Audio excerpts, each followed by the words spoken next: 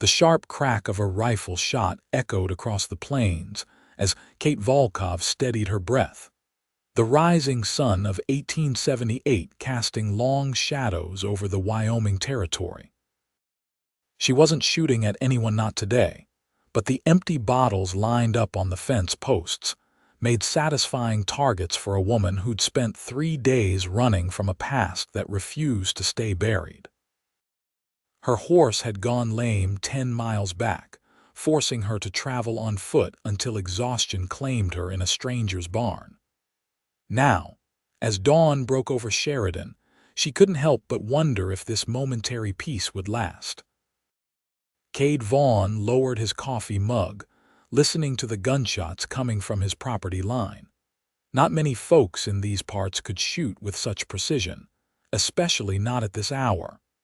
He grabbed his own rifle and hat, stepping out onto the porch of his modest ranch house.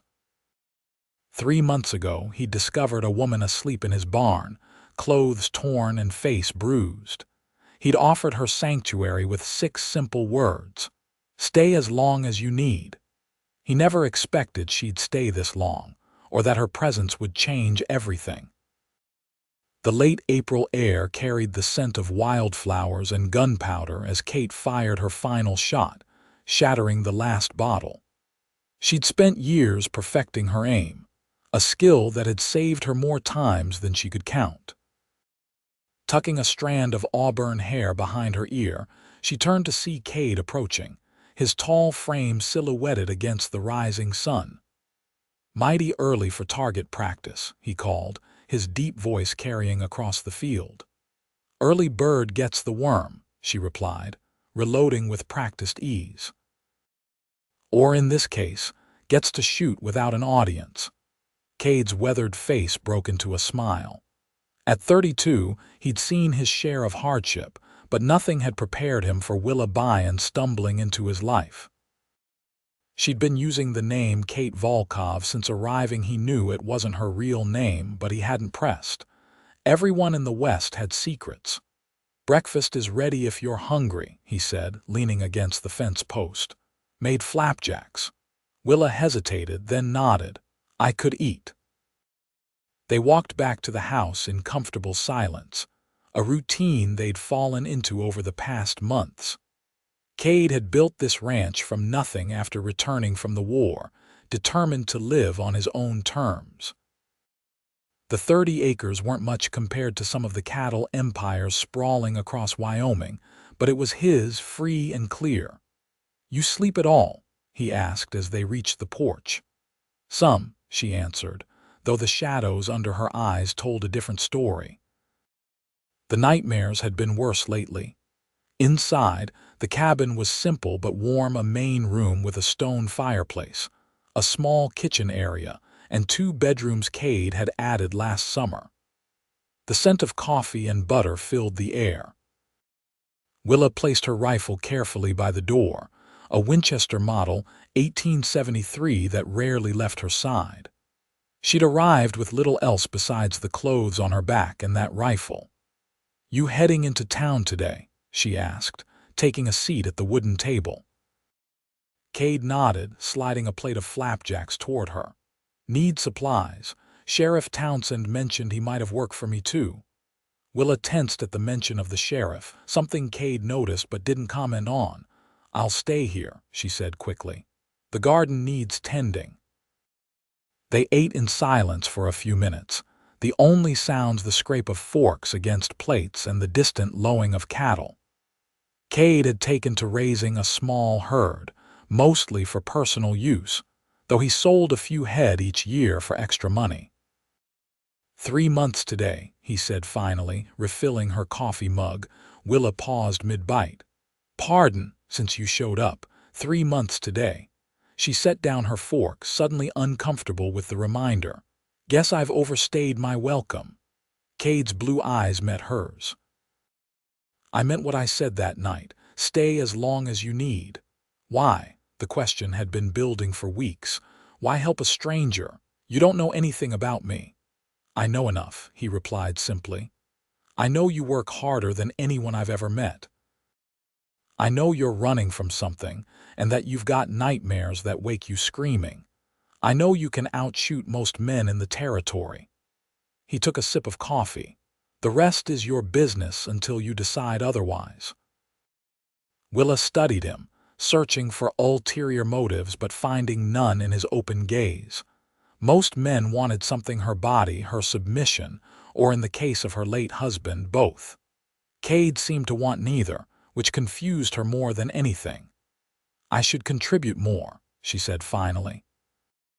"For room and board." "You already do. Place runs better with you here." He stood, gathering his plate. "But if it makes you feel better, I could use help breaking those 2 young horses I bought last month. You're good with them."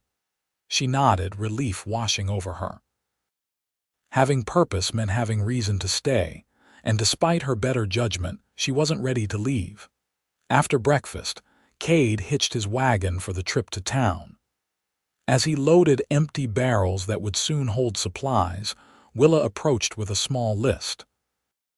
"If you're going anyway," she said, handing him the paper, "might be nice to have these things." Kade glanced at the list: thread, needles, a few spices. Simple things that made life more comfortable. He folded the paper carefully and tucked it into his shirt pocket. "I should be back before sundown," he said, climbing onto the wagon seat. "Rifle's loaded if you need it, though seems you've got your own protection well in hand." Willa nodded, stepping back as he flicked the reins. The wagon creaked down the dirt path toward town, dust billowing behind it. Once alone, she allowed herself a moment of stillness, taking in the ranch that had become her sanctuary. The small vegetable garden she'd planted was thriving. The cabin had been scrubbed clean of years of bachelor living, and the chickens were laying regularly now. In 3 months, she'd left her mark on this place, just as it had begun to leave its mark on her.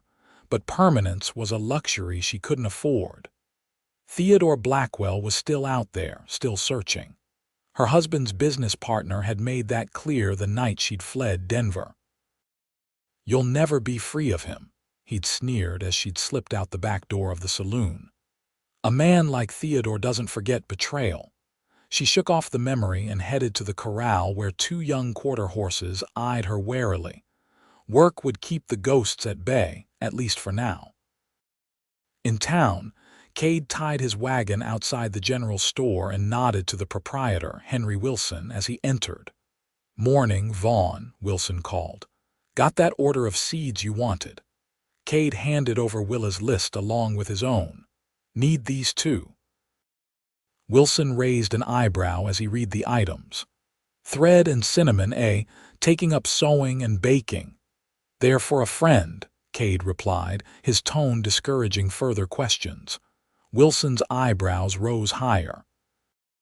"This friend wouldn't happen to be the woman folks are saying you've got living out at your place, would it?" Kade stiffened. "What folks?"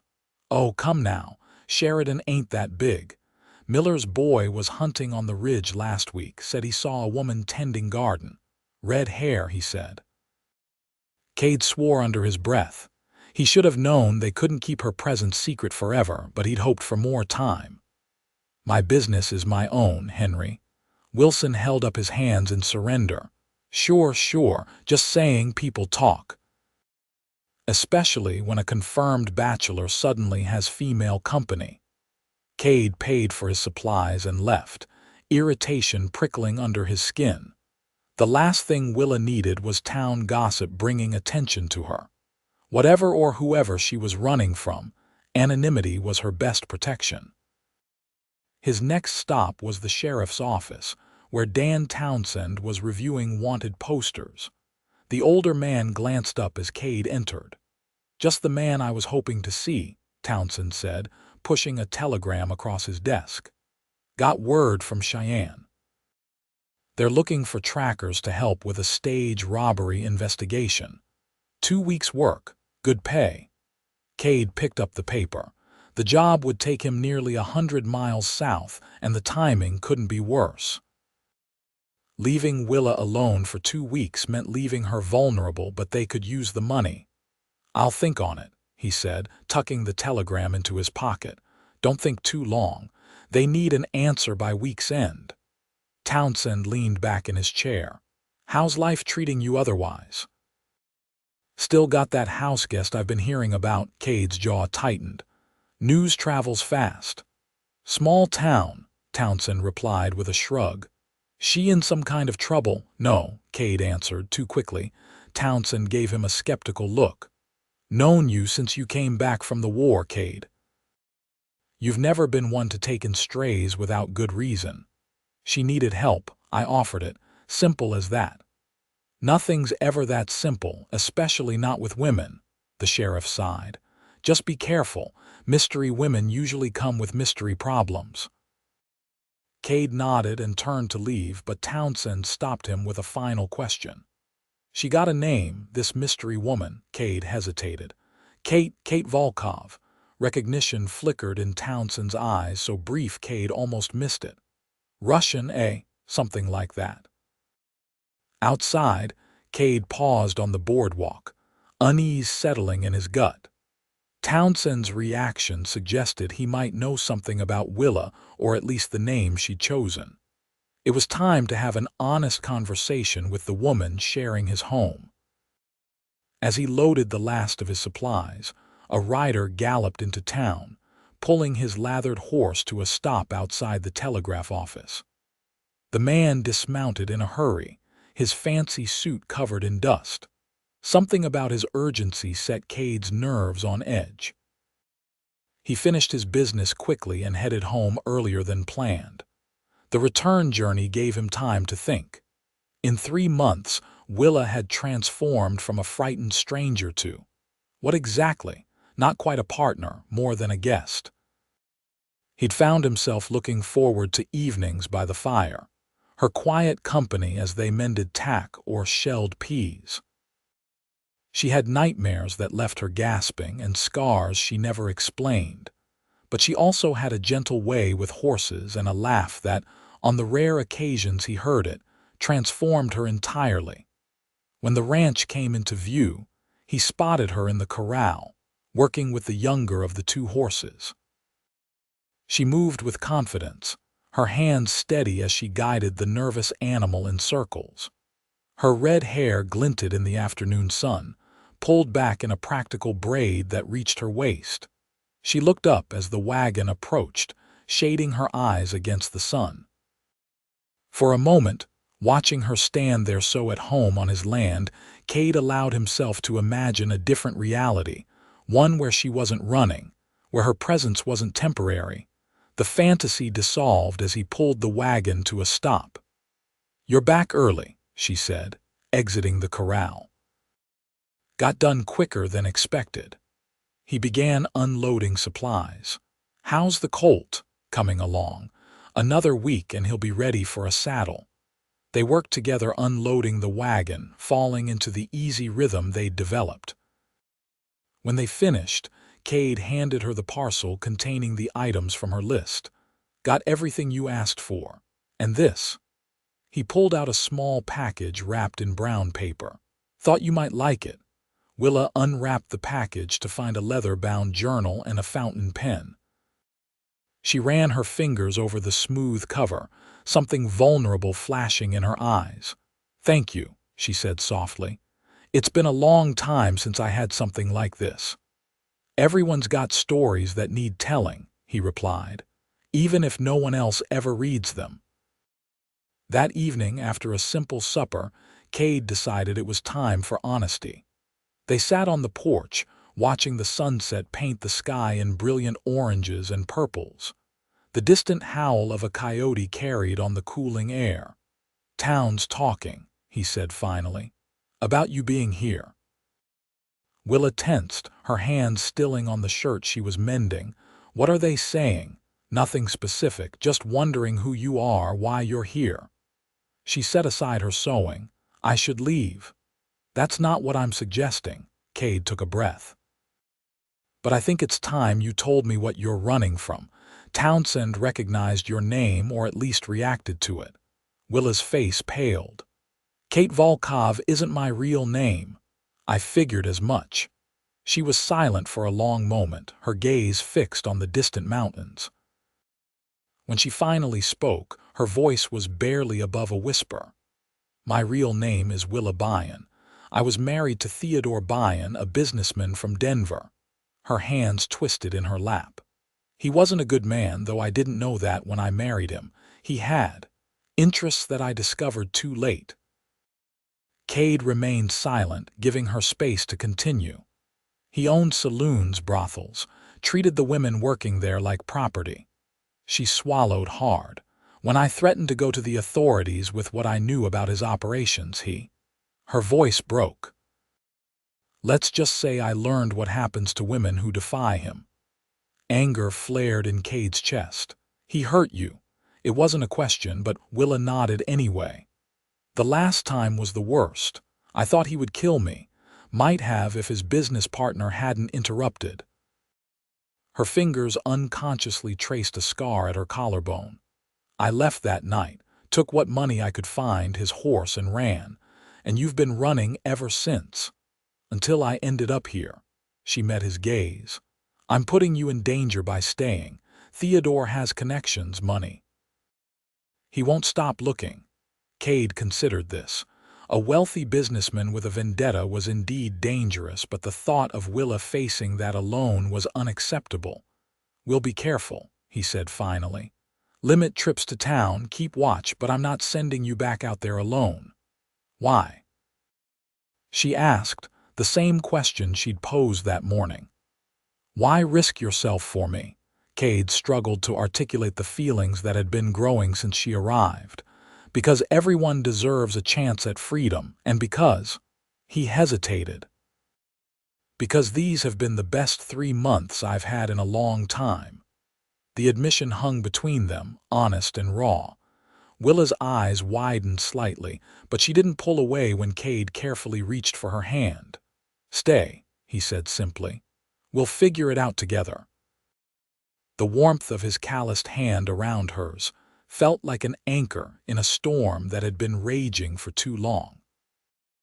Willa didn't trust easily, couldn't afford to, but in that moment, with the Wyoming sunset painting the world in gold, she allowed herself to believe that maybe, just maybe, she'd found a place to stop running.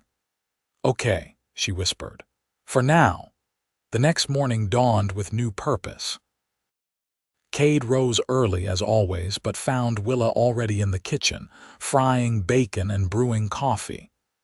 "There's something we need to do," she said by way of greeting. "If I'm staying, we need better defenses." Kade raised an eyebrow. "The ranch is pretty secure." "Not secure enough for what might come." She handed him a cup of coffee. "Theodore doesn't give up easily. Not if he finds me, I want to be ready." After breakfast, they walked the perimeter of the ranch, identifying vulnerable points and planning improvements. Willa's strategic thinking impressed Kade. She noticed sight lines and approaches he'd overlooked, despite his military experience. "We should clear more of these trees," she said, pointing to a wooded area that came too close to the barn. "They provide too much cover for anyone approaching." Kade nodded. "We can use the wood for reinforcing the fences and barn doors." They worked through the day, felling trees, reinforcing doors, and establishing clear lines of sight from the house to all approaches. By sunset, both were exhausted but satisfied with their progress. As they washed up for dinner, Kade brought up the telegram from Cheyenne. "The job would pay well," he explained, "but it means being gone for 2 weeks." Willa frowned. "When would you leave?" "End of the week, if I accept." She dried her hands on a towel, considering the implications. "You should take it. We could use the money and I can manage things here." "It's not the ranch I'm worried about," Kade said. "It's leaving you alone with Theodore still out there." "I've survived worse," she reminded him. "Besides, no one knows where I am. The ranch is more secure now and I've got my rifle." Kade wasn't convinced, but they needed the money, especially with the extra expenses for securing the property. "I'll think about it," he conceded. That night, Willa's nightmares returned with a vengeance. Kade woke to her screams, rushing to her room to find her tangled in sweat-soaked sheets, fighting invisible demons. "Willa," he called softly, keeping his distance. He'd learned the hard way that touching her during these episodes only made them worse. "Willa, you're safe. You're at the ranch." Slowly, her thrashing subsided as consciousness returned. Her eyes, wide with terror, gradually focused on his face. "He was here," she gasped. "Theodore, he found me." "It was just a dream," Kade assured her, cautiously sitting on the edge of her bed. "The ranch is secure. No one's getting in without us knowing." She nodded, though the fear lingered in her eyes. "I'm sorry for waking you. No need for apologies." He offered her a glass of water from the nightstand. "Want to talk about it?" Willa took a shaky sip. "It's always the same. He finds me, drags me back to Denver and—" She couldn't finish the sentence. "That's not going to happen," Kade said firmly. "Not while I'm around." She met his gaze, vulnerability, and something else, something warmer in her expression. "Thank you for everything." He stayed until her breathing evened out, until she drifted back into a more peaceful sleep. As he returned to his own room, Kade made his decision. The Cheyenne job would have to wait. Willa's safety came first. In the morning, he rode into town to send a telegram declining the offer. While there, he stopped by the sheriff's office to inform Townsend of his decision. "Turning down good money," Townsend observed, "must be important reasons." "Important enough," Kade agreed. The sheriff studied him for a moment. "Got something you should see." He pulled a wanted poster from his desk drawer and handed it over. Kade's blood ran cold as he stared at the paper. It showed a sketch of a woman with Willa's features, though her hair was styled differently. The text described Willa Byrne, wanted for theft and suspected murder in Denver. "This came in yesterday," Townsend explained.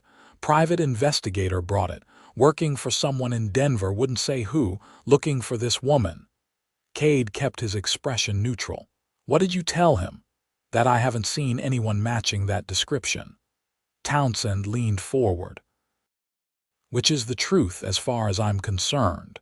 The woman in that drawing has styled hair and city clothes. Your Kade Vaughn is a rancher with practical braids." Relief flooded through Kade. "Thank you." "Don't thank me yet. This investigator, he's staying at the hotel. Says he's going to check surrounding properties." Townsend's expression grew serious.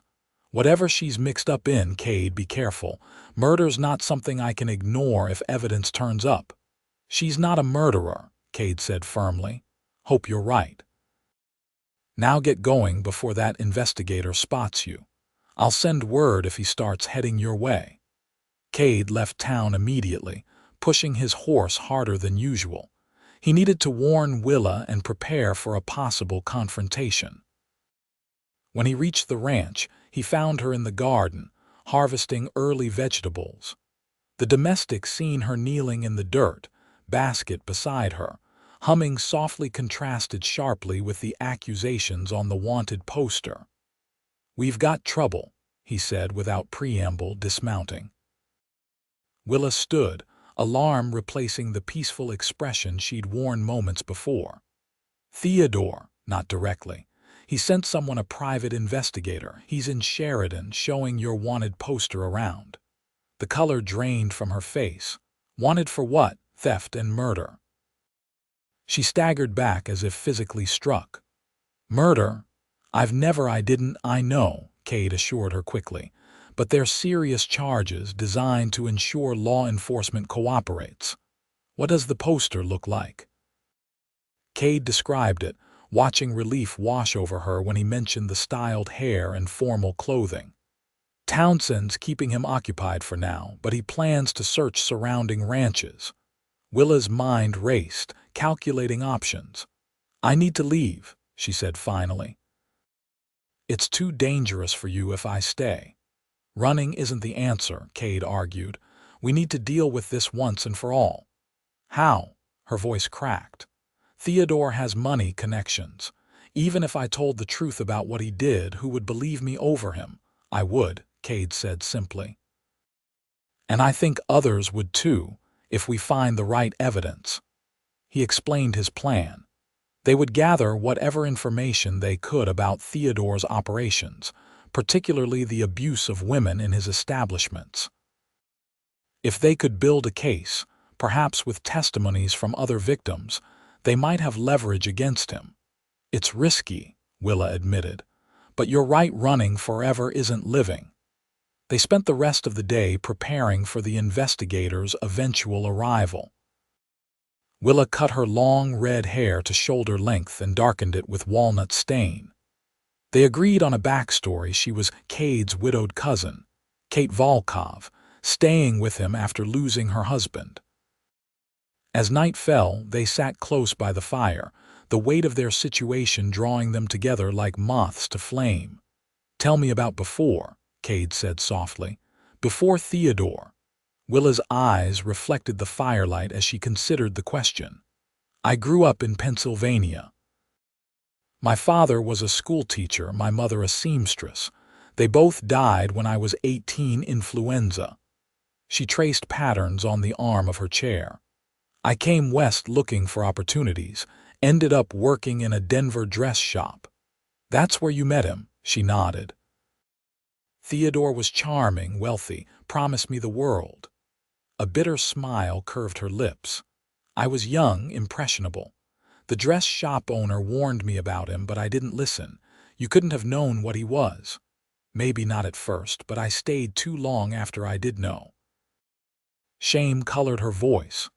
3 years of marriage, watching him destroy lives, hurt people. I told myself I was gathering evidence, planning my escape, but the truth is, I was scared. Kade reached for her hand, his touch gentle but firm. "Fear keeps us alive sometimes. You did leave eventually." "That took courage." She looked down at their joined hands. "What about you? You never talk about your past." It was Kade's turn to retreat into memories. "Not much to tell. Grew up in Ohio, joined the Union Army in '63, fought until the end." His voice grew distant. "Saw things no one should see. When it was over, I couldn't go back to Ohio, too many ghosts. Came west instead, worked cattle drives until I saved enough for this place. No family. Parents died when I was young. Had a brother but lost track of him during the war." He shrugged. "The ranch has been enough." "Has it?" Willa asked softly. Their eyes met, unspoken feelings hovering between them. Kade's thumb traced circles on her palm. "It was," he admitted, "until you showed up in my barn." The tension between them built like a summer storm, powerful, inevitable. When Willa leaned forward, closing the distance between them, Kade met her halfway. Their kiss was tentative at first, then deepened with hunger born of months of restraint. When they finally pulled apart, both breathing heavily, Willa rested her forehead against his. "We shouldn't," she whispered, though her body betrayed her words, leaning into his touch. "Give me one good reason," Kade murmured, his hands gently framing her face. "I'm still married, technically." The reminder was like cold water. "And I'm putting you in danger just by being here." Kade pulled back slightly, respecting the boundary. "You're right about the marriage, but wrong about the danger. That's my choice to make." They stayed by the fire late into the night, talking, planning, discovering each other's stories. When they finally retired to their separate rooms, something had fundamentally shifted between them, a commitment beyond safety or convenience. The next 3 days passed in tense anticipation. Willa stayed close to the ranch house while Kade made daily trips into town, gathering information from Townsend about the investigators' movements. The man, who called himself Jenkins, had already visited 2 neighboring ranches but seemed in no hurry to expand his search. On the 4th morning, Willa was feeding the chickens when she heard hoofbeats approaching. Kade wasn't due back for hours.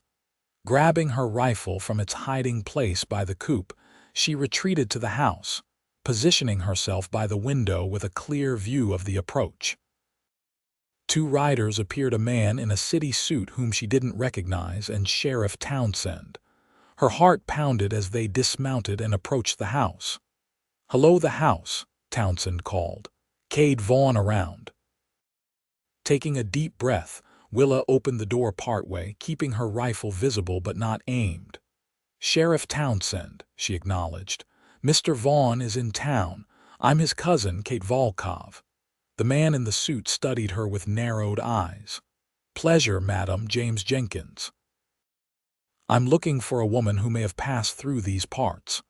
"As I told you, Jenkins, we've checked everywhere in town," Townsend said, irritation clear in his voice. "I'm only out here as a courtesy." "And I appreciate that, Sheriff." Jenkins smiled, the expression not reaching his eyes. "Mrs. Volkov, may we trouble you for some water? It's a dusty ride."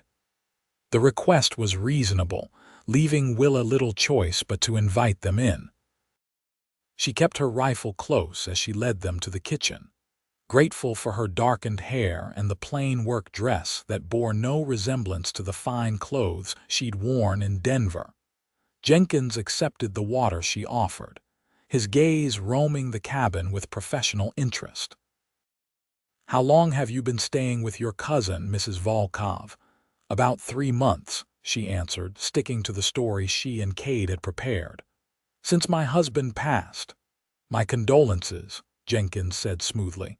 "What brought you to Wyoming specifically?" "Family," she replied simply. "Kade is my only living relative." Jenkins nodded, setting down his empty glass. "The woman I'm looking for disappeared from Denver about 3 months ago. Striking coincidence in timing, wouldn't you say?" Willa forced herself to meet his gaze steadily. "Many people come west seeking new beginnings." "Indeed they do." He pulled the wanted poster from his jacket. "Perhaps you've seen this woman, Willa Byrne, wanted for theft and the murder of her husband's business partner." Shock hit Willa like a physical blow. Murder of Theodore's business partner. Martin Blackwell was dead. She managed to keep her expression neutral as she examined the poster. "I can't say I have." "What happened, Mrs.?"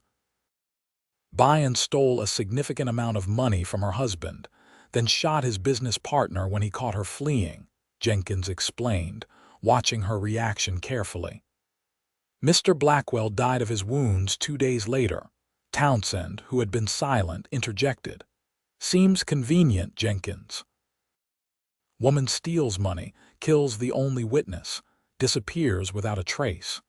Jenkins smiled thinly. "Criminals often act out of desperation, Sheriff. Mrs. Byrne was desperate indeed."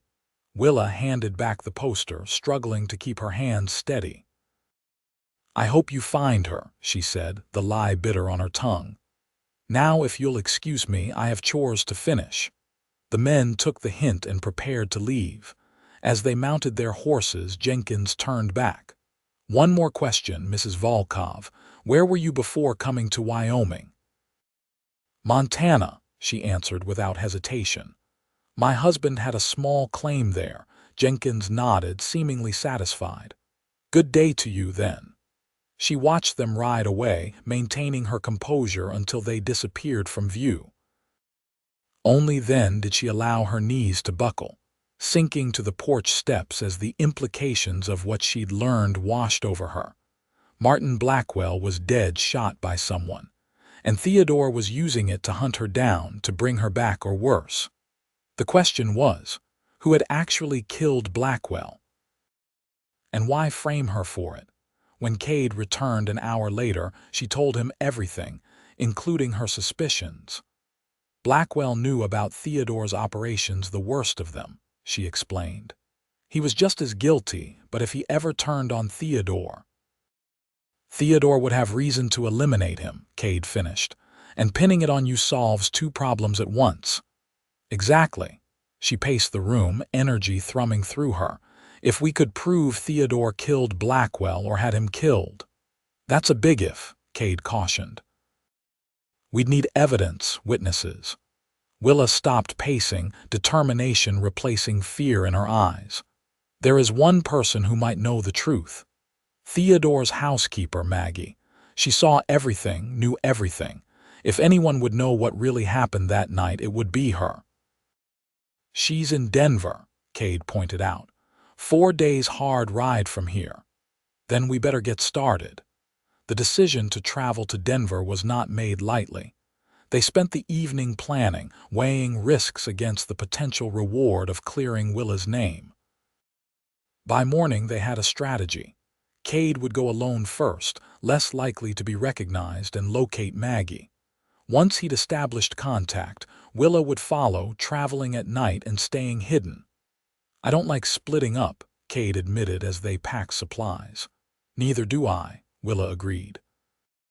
"But it's safer this way. Jenkins is watching for a woman, not a man traveling alone."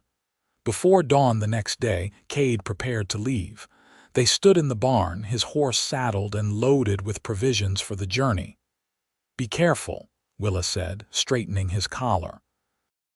"Theodore's men are everywhere in Denver." "I will." He covered her hand with his own. "You too, stay vigilant. Jenkins might come back." The physical distance about to separate them made their emotional connection more acute. Willa rose on tiptoes, pressing her lips to his in a kiss that conveyed everything words couldn't: fear, hope, longing. "When this is over," Kade murmured against her lips. "When you're free of Theodore, when," she agreed, the promise hanging between them. He mounted his horse, casting one last look at her standing in the barn doorway, the same place he'd first found her 3 months ago. So much had changed since then. Yet the fundamental truth remained. She belonged here with him, and he would do whatever necessary to ensure she could stay. The 4 days Kade was gone stretched endlessly for Willa. She maintained the ranch, kept watch for unwanted visitors, and prepared for her own journey. On the 4th night, as planned, she received a telegram from the nearest station. "Found him. Safe to proceed. Meet at arranged location." Relief and determination propelled her into action. She saddled her horse in the darkness, packed lightly, and secured the ranch as best she could. The journey ahead was dangerous, but the promise of freedom, true freedom, not just running, pulled her forward. The ride to Denver was grueling. Willa traveled mainly at night, resting during daylight hours in secluded locations. She avoided main roads and settlements, taking a longer route to minimize chances of detection. Her thoughts often turned to Kade, wondering if he'd found Maggie, if he was safe, if Theodore's men had discovered him.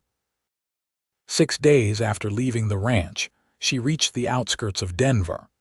The city had grown since she'd fled, sprawling further into the surrounding plains. New buildings rose along unfamiliar streets, but the mountains to the west remained constant, their snow-capped peaks glowing in the sunset. Following Kade's instructions, she made her way to a small boarding house on the eastern edge of town. The establishment, run by a widow named Mrs. Reynolds, catered primarily to working women seamstresses, laundresses, and shop girls, making it an ideal place to blend in. Willa used the name they'd agreed upon, Ellen Smith, and took a room on the 2nd floor with a window facing the street. Then she waited. Kade arrived after nightfall, his familiar knock on her door sending her heart racing. When she opened it, the relief on his face mirrored her own. "You made it," he said, stepping inside and taking her hands in his. "Any trouble?" she asked, searching his face for signs of stress or injury. "Nothing I couldn't handle." He released her hands reluctantly. "I found Maggie. She's working for another family now across town. She's agreed to meet us tomorrow night." "Did she say anything about Blackwell? About what happened?" Kade's expression grew serious. "Only that we need to be extremely careful.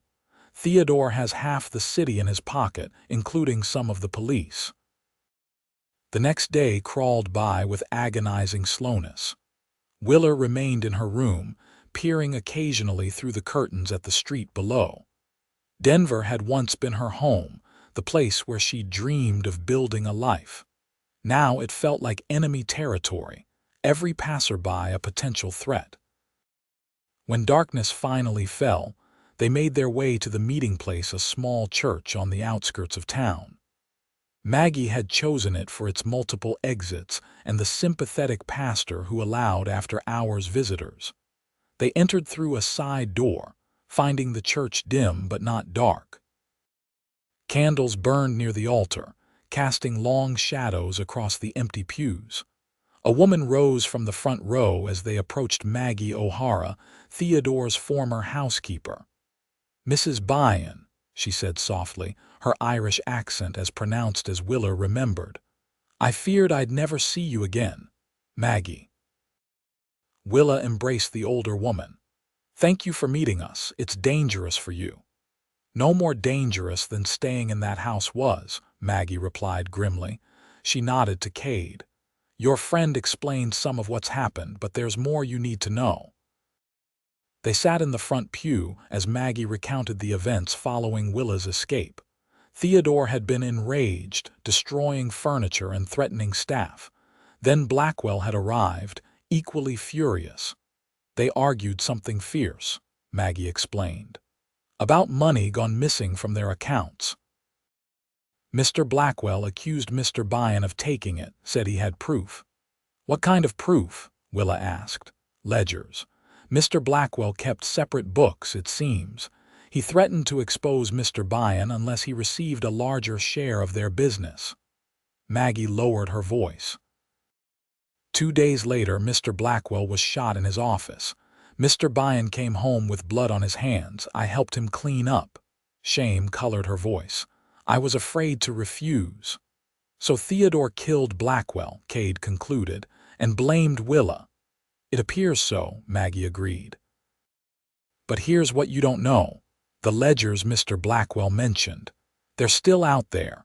He told Mr. Byrne he'd hidden them where no one would find them unless something happened to him." Hope surged through Willa. "If we could find those ledgers, they'd prove Theodore's illegal activities," Kade finished, "and give him motive for killing Blackwell." "Do you have any idea where Blackwell might have hidden them?" Willa asked Maggie. The housekeeper hesitated. "I overheard Mr. Blackwell say something about keeping secrets where secrets are kept. I didn't understand it then." Willa's mind raced, connecting fragments of memory. "The vault," she whispered. "The saloon on Larimer Street has a hidden vault. Theodore used it to store sensitive documents." "Can you access it?" Kade asked. "Maybe. I know where it is, how it opens. The question is getting into the saloon undetected." They spent the next hour formulating a plan. The saloon, the Golden Nugget, was busiest on Saturday nights. In 2 days' time, they would attempt to enter through the service entrance, make their way to Theodore's office, and access the vault. As they prepared to leave, Maggie pressed a key into Willa's hand. "This opens the service door. I took it when I left. Thought it might be useful someday." Willa embraced the older woman again. "Thank you for everything. Be careful, both of you," Maggie warned. "Mr. Byrne has eyes everywhere. He's obsessed with finding you, Mrs. Byrne. Says you've humiliated him, that he'll make an example of you." The words chilled Willa to the bone, but she refused to let fear overtake her. They'd come too far to turn back now. They spent the next day gathering supplies and intelligence. Kade scouted the area around the saloon, noting guard positions and shift changes. Willa drew detailed maps of the interior from memory, marking the hidden passages Theodore had built for quick escapes during raids. By Saturday evening, they were as prepared as they could be. Willa dressed in plain, dark clothes that wouldn't attract attention. Her hair was pinned up under a cap, her movements deliberately masculine as they approached the service alley behind the Golden Nugget. The saloon bustled with weekend patrons, piano music and raucous laughter spilling out onto the street. No one noticed 2 shadows slipping into the rear alley, where deliveries were made during daylight hours. Maggie's key worked, the door opening with a soft click. They entered a narrow hallway lined with barrels and crates, the smells of beer and tobacco heavy in the air. Willa led the way, moving with confidence born of familiarity. They passed the kitchen, dodging a harried cook, and continued toward the stairs leading to the upper floor where Theodore's office was located. At the base of the stairs, Kade touched Willa's arm, pointing toward a large man standing guard at the top. They hadn't anticipated security on the staircase itself. Willa motioned Kade to follow her down a different corridor, leading to a hidden passage Theodore had installed for his private use. The narrow stairwell, concealed behind a false wall in the storeroom, bypassed the main stairs entirely, emerging in a small anteroom adjacent to Theodore's office. "Wait," Willa whispered as they reached the hidden door at the top. "Listen first." They pressed their ears to the wood, hearing nothing but muffled saloon noise from below. Cautiously, Willa pushed open the door, revealing the darkened anteroom. So far, luck was with them. Theodore's office was locked, but Willa had anticipated this. From her boot, she withdrew a set of thin metal tools skills acquired during her marriage, when accessing Theodore's private papers had become necessary for her own protection. The lock yielded after a tense minute, the door swinging open to reveal an opulent office. Massive desk, leather chairs, expensive artwork, all testaments to Theodore's wealth and taste. Willa headed directly for the bookcase along the far wall. "The vault's behind here," she explained, running her fingers along the ornate woodwork. "There's a mechanism. Here." A soft click, and a section of the bookcase swung outward, revealing a metal door set into the wall. This lock was more complex, requiring a combination. 1673, Willa murmured, rotating the dial. "The date Theodore opened his first saloon." The vault door opened, revealing shelves of documents, cash, and valuables. Willa searched methodically, conscious of every passing minute. Kade stood guard at the office door, listening for approaching footsteps. "Found something," she said finally, pulling out a leather portfolio hidden behind stacks of paper money. Inside were ledgers, detailed accounts of Theodore's businesses, including names, dates, and transactions that would incriminate him thoroughly. "These are Blackwell's records," she confirmed, flipping through pages. "Proof of everything, bribes, smuggling, even." She stopped, face paling as she read a particular entry. Names of women they trafficked, dates, amounts paid. "Is it enough?" Kade asked. "More than enough." She tucked the ledgers into her shirt. "Let's go." They had just closed the vault and were preparing to leave when voices approached outside the office, Theodore's unmistakable baritone among them. Panic flashed across Willa's face as she frantically motioned toward the hidden stairway. They barely made it through the concealed door before the office door opened, Theodore's voice now clear. "Jenkins assures me she's in Wyoming," he was saying. "Some ranch outside Sheridan. We'll have her within the week." "And then what?" another voice asked. "The murder charge was convenient, but risky if it goes to trial." "There won't be a trial," Theodore replied coldly. "Fugitives resisting arrest often meet unfortunate ends." Willa's blood froze at the casual way he discussed her murder. Kade's hand found hers in the darkness, squeezing reassuringly as they began their careful descent down the hidden stairs. They emerged in the storeroom, hearts pounding, and made their way back to the service entrance.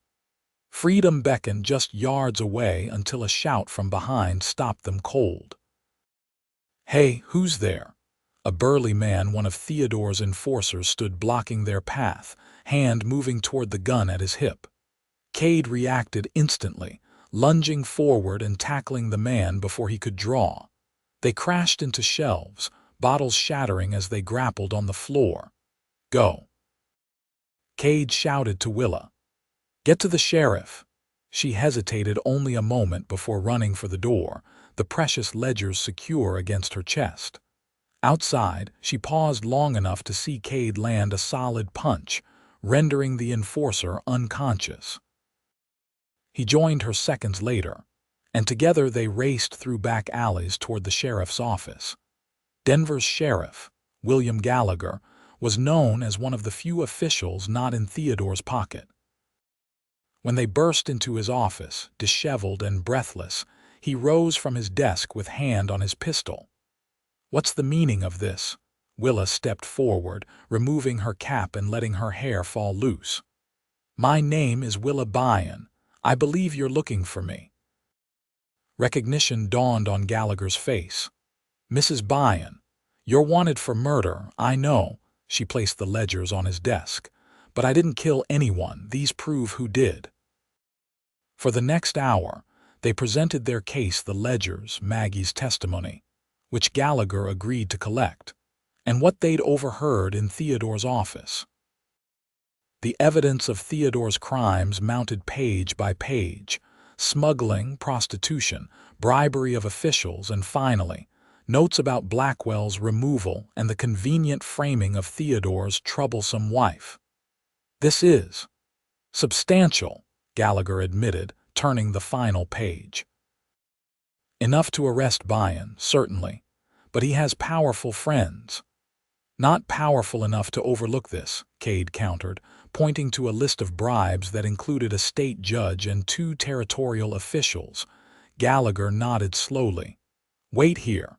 I need to assemble deputies I trust." "This won't be an easy arrest." When the sheriff left to make preparations, Willa sank into a chair, the full weight of the night's events catching up with her. "It's really happening," she whispered. "After all this time." Kade knelt before her, taking her hands in his. "You did it. You're going to be free of him." "We did it," she corrected, squeezing his hands. "I couldn't have done this alone." The raid on the Golden Nugget occurred just before midnight. Sheriff Gallagher, accompanied by 6 trusted deputies, Kade and Willa, surrounded the saloon. The arrest was swift, but not without resistance. Theodore's men fought briefly before being overwhelmed. Theodore himself attempted to flee through the very same hidden passage Willa and Kade had used earlier, only to emerge into the alley where deputies were waiting. The look of shock on his face when he saw Willa standing beside Sheriff Gallagher was something she would remember for the rest of her life. "You," he snarled, lunging toward her despite his shackled hands. Kade stepped between them, his expression cold. "That's close enough, Byrne." As deputies led Theodore away, he shouted threats and promises of retribution, his once handsome face contorted with rage. Willa watched him go, feeling not triumph but a profound relief, as if a weight she'd carried for years had finally been lifted. The legal proceedings that followed were exhaustive but decisive. Theodore's empire crumbled as associates turned against him to save themselves.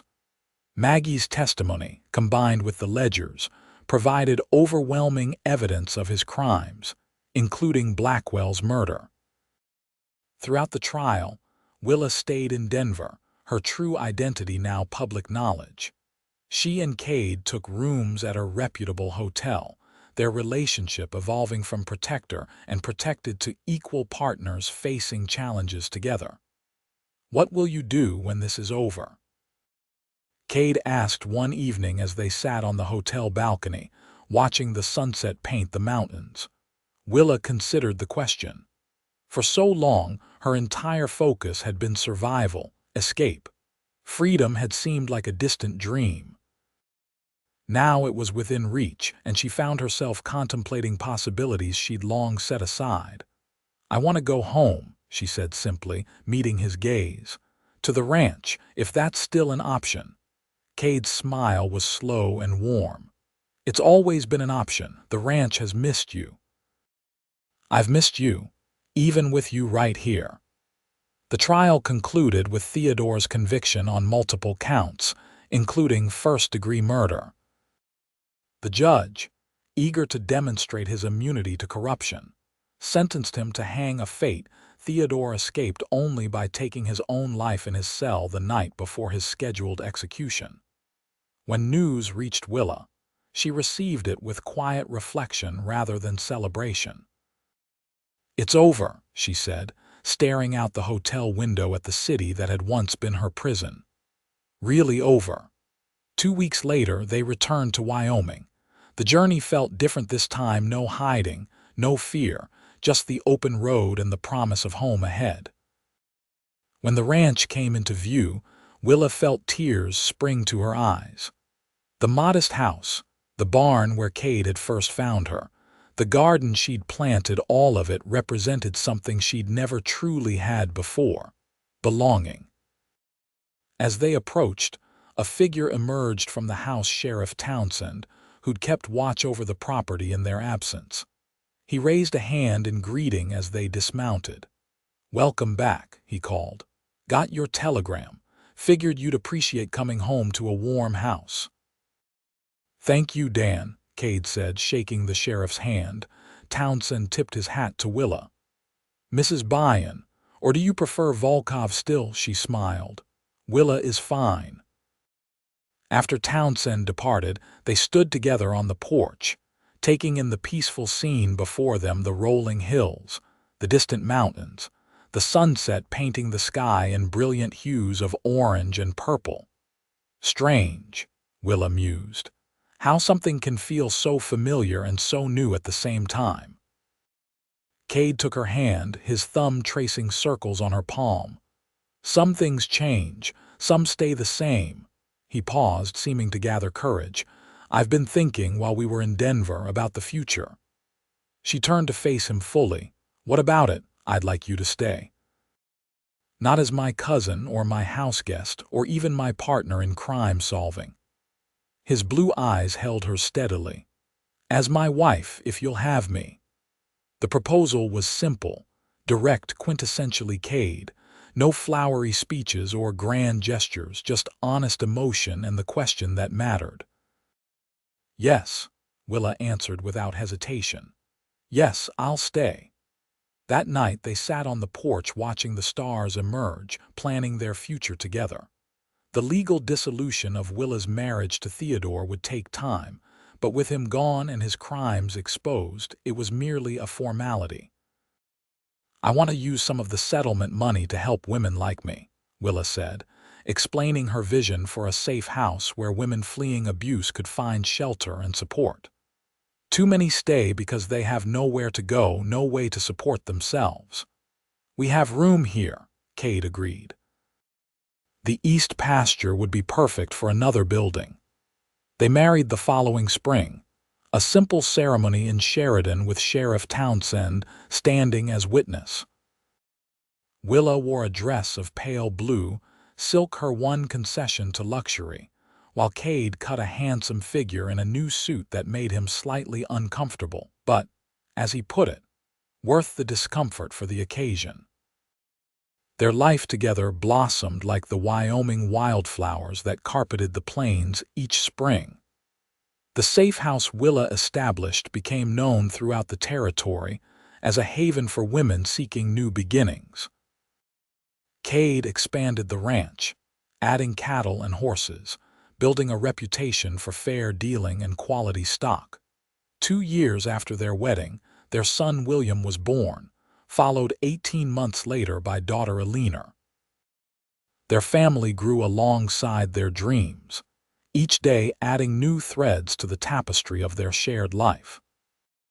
Sometimes, on quiet evenings when the children were asleep, Willa would stand in the doorway of the barn, remembering that desperate night when she'd sought shelter from the storm, both literal and figurative, that had pursued her.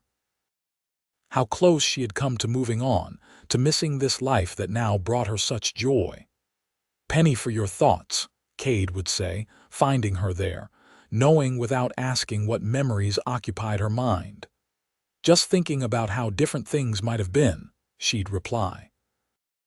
"If you hadn't found me that night, if you hadn't said those words." He'd pull her close then, his arms as safe and solid as they'd been that first night. "Stay as long as you need," he'd murmur against her hair, both of them knowing the truth that had emerged over time. What she needed was not just shelter or protection, but love. A love that had begun with simple kindness and grown into something neither could have imagined when fate brought them together in a barn on a stormy Wyoming night. As the years passed, the ranch thrived under their joint care. The safe house expanded, eventually becoming a small community of its own, with gardens, workshops, and a schoolhouse where Willa taught women the skills they needed to build independent lives. Their children grew strong and compassionate, raised with stories of courage and second chances. William inherited his father's quiet strength and way with horses, while Alina showed her mother's determination and strategic mind. On their 10th anniversary, Kade surprised Willa with a special gift, a new journal, similar to the one he'd given her years before, but with their initials entwined on the leather cover. "For the next chapter," he said, as she ran her fingers over the embossing.